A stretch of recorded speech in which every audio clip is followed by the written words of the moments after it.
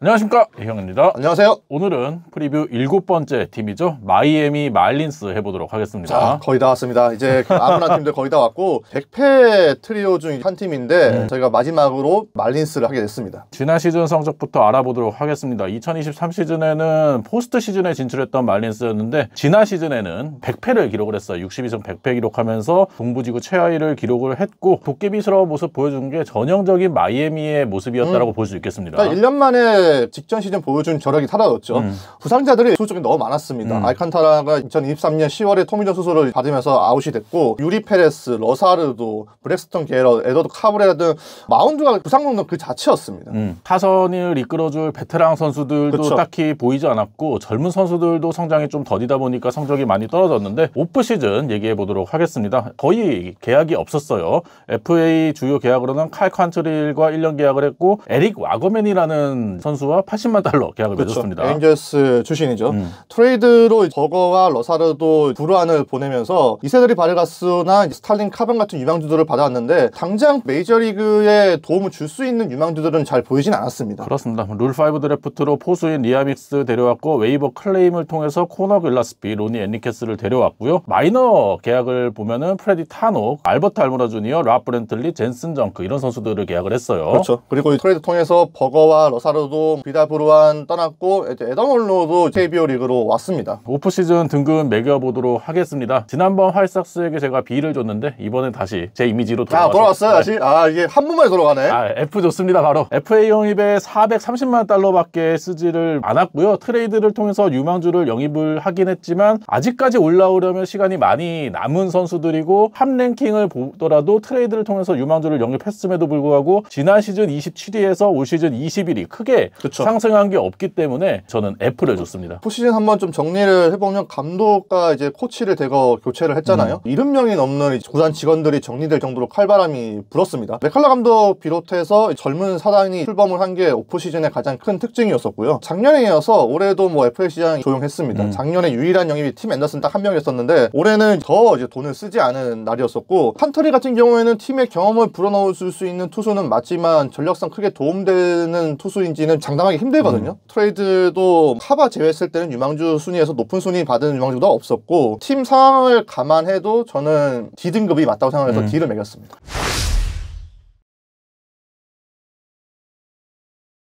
그러면 예상 라인업 알아보도록 하겠습니다. 1번 타자의 엑세비어 에드워즈, 코너 노비, 헬 산체스, 조나 브라이드, 그리핀 코나인, 오토 로페스, 카일 스토아스, 그리고 데릭 킬, 닉 포르테스가 라인업을 구성하게 됩니다. 네, 예상 선발진은 샌디 알칸타라가 1선발로 돌아옵니다. 라이언 웨더스와 에드워드 카버레라, 맥스 마이어, 칼 칸트릴이 알칸타라의 뒤를 잇습니다. 예상 불펜 살펴보면 켈빈 포시에, 그리고 헤스트 티노코, 앤서니 벤더, 데클런 크로닌, 앤드류 나디가 불펜을 이루게 돼요. 관전 포인트 세 가지 알아보겠습니다. 제 첫 번째 관전 포인트는 접점입니다. 마이애미 예상 라인업에서 이제 소개를 했는데 다 20대 선수들이고 그렇죠. 산체스가 3년 118일로 서비스 타임이 가장 많은 선수예요. 그만큼 경험이 부족한 선수들이 대다수라서 코칭 스태프의 조력이 필수적이라고 보거든요. 그래서 코칭 스태프를 좀 유심히 봤습니다. 클레이튼 맥칼러 감독 다저스 일루 코치를 하다가 넘어오신 분이고 벤치 코칭 카슨 바이틀리 같은 경우에도 최근 CFL의 필드 코디네이터였습니다. 그리고 타격 코치는 페드로 게레로, 투수 코치는 이제 다니엘 모스코스가 새롭게 합류했잖아요. 보통 이제 벤치 코치는 이형이 형 아시겠지만은 이제 감독이 추천하는 경우가 많잖아요. 그렇죠. 네. 근데 맥칼라 감독이 아무래도 신인 감독이다 보니까 구단에서 약점된 인물이 왔더라고요. 그게 바이탈리 코치인데 다행히 이제 두 인물이 2010년대 중반에 다저스 선수 개발 부서에서 같이 있었습니다. 근데 흥미로운 게 그 당시에 이 두 사람의 수장이 게이브 케플러입니다. 맞아요. 근데 지금 또 마이애미에 있죠. 그렇죠. 당시 케플러가 선수 개발 부서장이었었고 지금은 마이애미 단장 보자예요. 근데 이게 좀 웃기지 않아요? 앤딕스는 사장이에요. 사장인데 마이애미 단장 없잖아. 그쵸. 근데 뭔 단장 보자야. 그러니까 지금 현재 마이애미가 단장 보자가 2명 있습니다. 이번 겨울을 봤을 때는 더 존재감을 발휘하고 있는 거는 케플러예요. 그리고 타격 코치 게롤 같은 경우에도 케플러가 필리스와 샌프란시스코 있을 때 타격 코치 보좌를 했던 인물입니다. 또 하나 소개를 해드리면은 지금 맥컬러 감독과 더불어서 최종 후보에 올랐던 인물이 클리브랜드 부감독으로 승진된 크랙 알버네스예요. 근데 알버네스 같은 경우에도 케플러가 샌프란시스코 감독했을 때 불펜 코치였습니다. 그러니까 이게 지금 케플러가 이 코칭 스태프 인선을 하는데 굉장히 지금 많이 연관이 되어 있다는 걸 알 수가 있잖아요. 또 이들의 공통 분모가 뭐냐면 다 젊어요. 맥칼럼 감독 45살, 바이탈리와 게르로 코치는 36세, 모스코스가 38세. 메이저리그 감독과 그 지도자들이 젊고 팀도 젊고 그러면 코칭 스태프의 독립권이 어디까지 과연 부여될지가 너무 궁금하더라고요. 그래서 저는 올해 마이애미 야구는 케플러가 뿌리내린 또 다른 야구일 수도 있겠다. 그런 사실을 알려드리고 싶어서 저는 첫 번째 관전 포인트로 소개를 해봤습니다. 원래 감독이 젊으면 수석 코치 같은 분들을 베테랑을 그러니까, 선임하는 경우가 많은데 그것도 아니다 보니까 좀 신기하기도 하고 피터 벤딕스도 프리드먼이랑 관련이 있고 있죠. 게이브 케플러, 클레이턴 맥컬럼 모두 다 다저스랑 관련이 있다 보니까 스몰마켓의 다저스가 되려고 노력하는 게 아니냐라는 시선도 있더라고요. 맞습니다. 제 첫 번째 관전 포인트는 리더십입니다. 2년간 팀을 이끌었던 스킵 슈마커 감독이 팀을 떠났죠. 부임 첫 해부터 감독상을 수상하면서 리더십이 있다는 것을 보여줬는데 이번에 또 2년 만에 감독이 바뀌면서 클레이턴 맥컬러 감독 경험이 없는 분이 왔어요. 그래도 이분이 다저스에서 2015년부터 2020년까지 마이너 필드 코디네이터를 하면서 젊은 선수들 육성에 일가견이 있다라는 평가가 있거든요. 지금 마이애미는 상당히 젊은 로스터를 구성을 하고 있기 때문에 이 선수들의 성장에 도움을 줄 수 있는 감독이라고 생각하고 무키 베츠도 자기가 만난 최고의 코치다라는 얘기를 하면서 극찬을 했거든요. 무키 베츠의 칭찬이 과연 지도력으로 발휘될 수 있을지도 봐야 되겠고요. 그리고 또 하나의 의미는 투수진에는 샌디 알칸타라라는 리더가 있는데 타선에는 리더가 없습니다. 제이크 버거까지 나가면서 타선에는 메이저리그에서 두각을 나타내고 활약을 했다라고 얘기할 수 있는 선수들이 전혀 없거든요. 그 중에서 리더를 빨리 찾아내는 게 중요하다라고 생각을 해서 리더십을 관전 포인트 첫 번째로 뽑아왔습니다. 요새 1타입이 좋아하네. 중의적인 의미를 상당히 좀 즐겨 쓰네. 뭔가 여러 개를 얘기해드리고 그러니까 싶어가지고 그만큼 다양한 이야기를 하고 싶어서 이영렬이 그 중의적 의미를 많이 쓰네요. 제 두 번째 관전 포인트는 티켓 파워입니다. 작년 시즌에 앞서서 브루스 셔먼 구단주가 이런 말을 했어요. 팀 연봉은 구단 수익에 따라서 달라질 수 있다. 그렇죠. 네, 구단 수익이라고 하면 뭐 중계권료도 있겠지만 관중 동원을 의미하잖아요. 그런데 투자를 안 하는데 흥행이 될 리 만무하죠. 네, 작년에 경기당 평균 관중 수가 13,425명이 입장을 했는데 총 관중 100만 명을 겨우 넘겼습니다. 리그에서는 가장 적었고 전체를 따져도 애슬레틱스를 제외했을 때는 가장 적었거든요. 마이애미 헤럴드는 100패보다 더 심각한 소식이 이 관중 동원량이 떨어졌다는데 있다라고 이제 전했더라고요. 작년에 관중 동원이 제대로 안 됐기 때문에 올해는 예상한 것처럼 투자에 더 인색했습니다. 그러면서 티켓 파워 가진 선수가 안 보여요. 없죠. 네, 실력이 뛰어나다거나 아니면 인기가 있거나 그렇지 않으면 야구를 잘해야 관중들을 모을 수 있는데 지금 이 세 가지 요소를 충족하는 상황이 하나도 없어요. 즉 마이애미 팬들이 야구를 보러 가야 될 이유를 찾지 못하겠더라고요. 현재 마이애미가 단축 시즌을 제외하면은 2013년부터 11년 연속 관중 동원 꼴찌 리그 최하위를 지키고 있는데 2012년에 평균 27,000명이 들어오면서 당시 16팀 중 가운데 12위를 기록을 했거든요. 그때는 말린스 파크 개장 첫 해였어요. 그 뒤에는 계속해서 관중 동원해서 최하위에 위치를 하고 있다 보니까 프로 구단으로서의 명맥이 과연 언제까지 지속될 수 있을까가 의문이더라고요. 그런 측면에서 마이애미는 매우 위기라고 할 수가 있는데 올해 팬들의 관심을 끌만한 방법들을 고민을 해봐야 된다고 생각이 됐고 또 티켓 파워가 있는 선수들이 등장을 하면서 론디포 파크의 관중들을 모을 수 있을까라는 마음에 두 번째 관전 포인트로 선정을 해봤습니다. 제 두 번째 관전 포인트는 동네북 면할까입니다.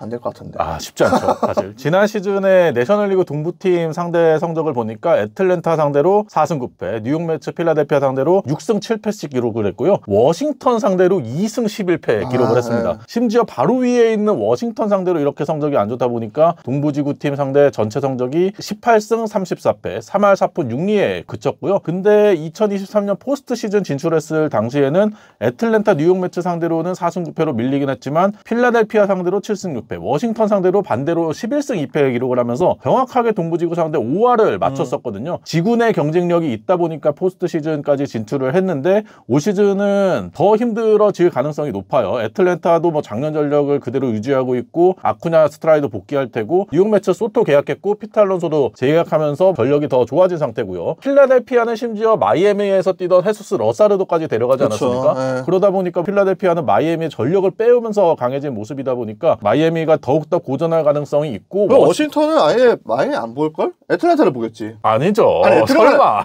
4등 팀은 3등 팀을 봐야지. 아 물론 사실 그렇긴 하죠. 그러니까 3등 팀을 왜 봐요? 그러니까 애틀랜타 1위 팀인데. 그러니까 애틀랜타를 봐야지 이제. 아 그건 아니고 이제 뭐 심지어 4위였던 워싱턴도 네스니얼 로우나 조시벨, 아베드 그렇죠. 로사리오 네. 영입을 하면서 보강을 많이 했기 때문에 이들과 마이애미의 전력차가 더 벌어졌다고 할 수 있거든요. 그러한 상황에서 과연 지난 시즌에 기록했던 18승 34패보다 더 좋은 성적을 기록할 수 있을지도 의문이 들어서 동네북 신세를 면할 수 있을까가 관전 포인트 두 번째였습니다. 쉽지 않은 과제입니다. 근데 과연 이 NL 동부에서만이라도 뭔가 경쟁력을 보여줄 수 있을지가 제 두 번째 관전 포인트인 관중 동원과도 결부되어 있는 상황인 것 같아요. 저 세 번째 관전 포인트는 관리입니다. 이희영 위원이 이제 좋아하는 이중적 의미가 있는데요. 마이애미의 승부수는 마운드라고 생각을 해요. 작년에 100패를 당한 것도 투수 쪽에 부상자가 너무 많았기 때문에 그렇죠. 좀 어쩔 수가 없었던 부분이 있었고 100이닝을 넘긴 투수가 로저스밖에 없었잖아요. 로저스는 심지어 이적을 했고요. 올해도 젊은 선수들이 부상으로 빠지는 것을 방지를 해야 되는 상황입니다. 또 에이스 알칸타라가 복귀를 한다고 하더라도 알칸타라에게 당장 뭐 200이닝을 바라는 것도 지나친 욕심인 것 같고 알칸타라도 관리가 필요하고 이미 부상 전력이 있는 뭐 카브레라, 마이어, 웨더스 이런 젊은 투수들도 이제 관리를 해줘야 되고요. 작년에 선발들이 많이 빠지면서 불펜들의 부담이 많이 늘어났잖아요. 가장 많은 59경기에 등판했던 투수가 벤더와 나디인데 벤더는 직전 시즌만 하더라도 토미존 수술 때문에 한 경기도 못 던졌던 투수였었고 나디는 직전 시즌보다 이닝 수는 줄었는데 두 시즌 연속 많이 나오다 보니까 노출이 됐어요. 성적이 떨어졌죠. 불펜에서 기중한 자원이기 때문에 나디도 관리가 필요한 시즌으로 이제 생각이 되고요. 마무리 포쉐이도 전년 대비 이닝 수가 많이 증가했습니다. 그러다 보니까 나올 때만 좀 내보내면서 관리를 해줘야 동책을 이어갈 수 있을 것으로 예상이 되고요. 그래서 여러모로 부상 관리, 체력 관리, 보직 관리가 중요한 시즌이라고 생각을 해서 관리를 한번 써봤습니다. 제 마지막 관전 포인트는 에이스의 귀환입니다. 샌디 알칸타라가 토미존 수술에서 복귀를 하죠. 클레이턴 맥컬러 감독은 이미 샌디 알칸타라를 개막전 선발로 확정을 지었어요. 그러면서 알칸타라의 몸 상태에 상당히 만족한다라는 얘기를 했거든요. 2019년부터 2023 시즌까지 메이저리그에서 두 번째로 많은 이닝을 던졌던 선수가 샌디 알칸타라고 그 기간 동안에 베이스볼 레퍼런스 승리 기여도가 메이저리그 전체 투수 4위였습니다. 그만큼 이닝 히터로서 리그를 대표하는 에이스로서 뭐 싸이 영상까지 수상한 선수이니만큼 마이애미도 이 선수에게 상당히 무거운 책임감을 안겨주고 있는데 유리 페레스, 맥스 마이어, 그리고 라이언 에더스, 카브레라, 아담 메저, 발렌테 벨로소 상당히 젊은 선수들이잖아요. 아직까지 메이저리그 경험도 그렇게 많지 않은 선수들이고 그런 선수들의 리더 역할을 샌디 알칸타라가 해주기를 기대를 하고 있을 거고요. 또 건강하게 복귀를 해서 전반기 성적이 좋다면 트레이드 카드로도 충분히 활용할 수 있기 때문에 무조건이죠. 그렇기 때문에 샌디 알칸타라의 활약이 중요하다고 생각을 해서 관전 포인트로 뽑아봤습니다. 지금 마이애미 헤럴드 가보시면은 말린스 쪽 기사는 다 알칸타라가 잡고 있습니다. 믿을 수 있는 투수가 유일하다 보니까 알칸타라에 대한 그 스포트라이트가 엄청 나더라고요.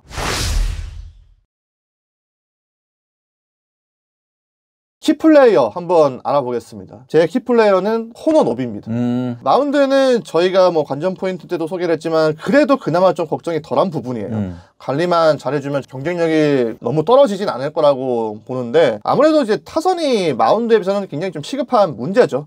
득점력을 높여야 되는 선수는 노비라고 생각을 합니다. 산체스와 도나브라이드도 잘해줘야 되는데 노비가 타선에 파워를 제공을 해줘야 되고요. 작년에 볼티모어 6위 유망주였었고 트리플 A에서는 20개 넘는 홈런을 치면서 파워를 보인 적이 있습니다. 표본은 적지만 론디포 파크에서 작년에 18게임 1원 7타석에 들어와가지고 타율이 3할 3푼 8리 홈런 6개 OPS가 1.066을 기록을 하면서 론디포 파크에서도 이 선수가 좋은 모습을 보여줄 수 있겠다라는 기대감이 들더라고요. 물론 앞서 말씀드렸듯이 표본이 너무 적은 게 흠이긴 한데 지금 마이애미는 좀 지푸라기라도 잡는 심정으로 이런 기록도 기대를 가져야 되는 상황이라 생각을 해서 코너 노비를 한번 선정을 해봤습니다. 제 키플레이어는 엑세비어 에드워즈입니다.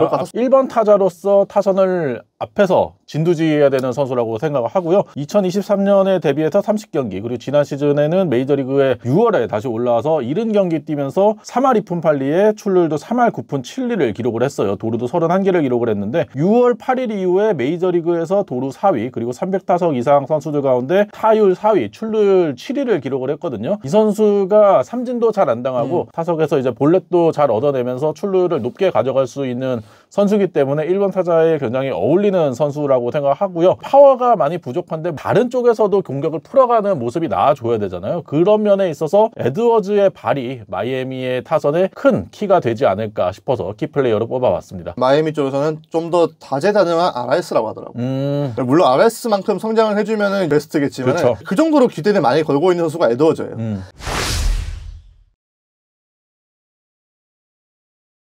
최고 최악 시나리오 알아보겠습니다. 제 최고의 시나리오는 애틀랜타를 이긴답니다. 너무하네 정말. 농담이야. 농담이야. 농담이에요, 농담. 네. 이거 NL 동부 나올 때마다 계속 하겠는데요. 맞아요. 진짜 최고의 시나리오는 우리에게 마이애미가 친근해진다예요.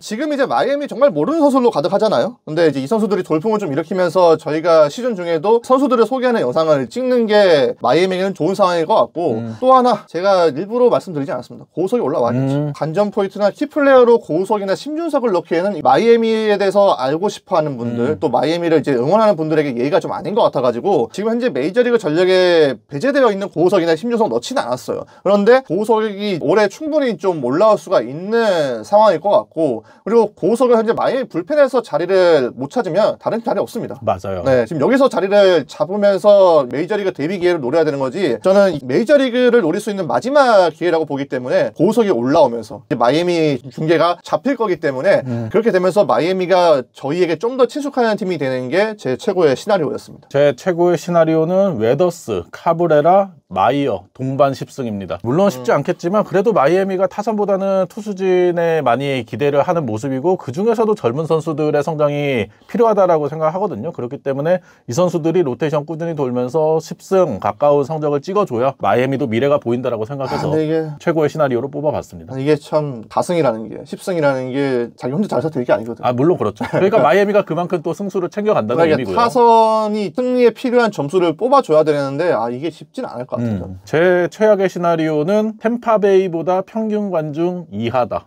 스타인브레너 조지 스타인브레너 필드 쓰는데 11,000명 들어가잖아요. 근데 마이애미가 거기보다 관중이 적다. 앞서 관중 동원 얘기했지만 그러면은 뭐 진짜 최악이라고 할 수 있죠. 근데 이거는 현실 가능성이 있네. 100만 명이 안 될 수가 있는데 작년보다 더 엄밀히 말해서 기대치가 떨어지는 팀인데 작년보다 관중수가 늘 것 같진 않거든요. 재즈 치즘 주니어도 빠졌고 버거도 빠졌고 스타성이 있는 선수들이 없어요 지금. 새로운 스타가 나온다고 하더라도 이제 그들이 팬들의 눈에 있는 데는 시간이 좀 걸릴 것이고 그러면은 진짜 템파베이보다도 관중이 적을 수도 있겠네요. 제 최악의 시나리오는 진짜 비선실세가 게이블 케플러였다. 이게 최악이야. 왜냐면 케플러는 성공을 거둬서 지금 마이애미 단장보다로 간 게 아니잖아요. 그렇죠. 네, 지금 거듭된 실패를 겪으면서 빠진 인물인데 언변이 후려하다고 해서 윗사람들이 좋아하는 거지 경기력에 긍정적인 영향을 미칠 것인가 이거는 저는 알지 못하겠거든요. 심지어 케플러는 충분하게 기회를 받았어요. 본인의 지도자 역량보다도 더 많은 기회를 받았음에도 불구하고 못 보여줬는데 결과로서 실패한 인물인데 계속 지금 경기력에 직접적으로 개입을 하려고 하면은 진짜 안 좋은 결과를 초래할 것이라고 봐서 최악의 시나리오로 써봤습니다.